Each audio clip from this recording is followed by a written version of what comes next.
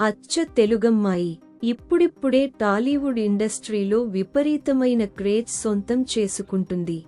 సినీ రంగంలోకి అడుగుపెట్టకముందు ప్రముఖ టీసీఎస్ కంపెనీలో సాఫ్ట్వేర్ ఇంజనీర్గా వర్క్ చేసింది. కానీ నటనపై ఆసక్తితో లక్షల జీతం వదులుకుని సినిమాల్లోకి ఎంట్రీ ఇచ్చింది.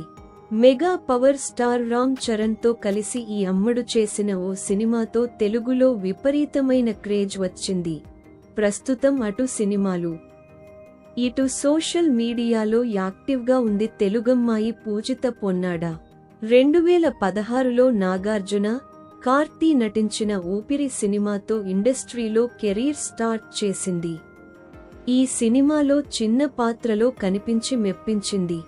ఆ తర్వాత ప్రేమం సినిమాలో కాలేజీ స్టూడెంట్గా కనిపించింది.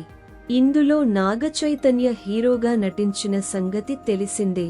ఈ సినిమాలతో పూజితకు అంతగా గుర్తింపు రాలేదు. కానీ తెలుగులో మాత్రం వరుస ఆఫర్స్ క్యూ కట్టాయి. Mega power star Ram Charan, Samantha కలిసి నటించిన రంగస్థలం సినిమాలో కీలక పాత్రలో కనిపించింది పూజిత. ఇందులో హీరో ఆది ప్రేయసిగా నటించి మెప్పించింది. రంగస్థలం సినిమాతోనే పూజితకు తెలుగులో క్రేజ్ వచ్చింది. Mega power star Ram Charan, Samantha కలిసి నటించిన రంగస్థలం సినిమాలో కీలక పాత్రలో కనిపించింది పూజిత.